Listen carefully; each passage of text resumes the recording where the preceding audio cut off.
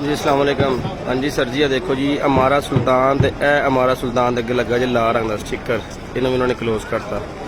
ਇਹਦਾ नाम आ गया जी बैती 5 सबका बैती 5 होने का नाम लोलो अल्फ्लावर। ये उत्तर भी स्टिकर लग गया जी, ठीक है जी।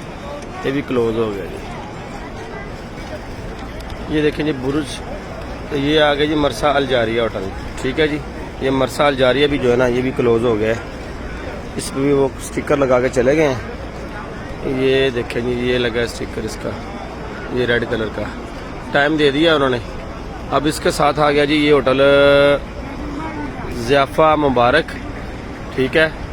ये ज़ियाफ़ा मुबारक होटल आ गया, इसका नाम कसरल मिसरी था लेकिन अभी नाम चेंज करके ज़ियाफ़ा मुबारक हो गया। लेकिन ये भी क्लोज़ कर दिया लोगों ने, टाइम दे दिया इनको भी 2 दिन का कि ये भी खाली कर दें, ठीक है जी।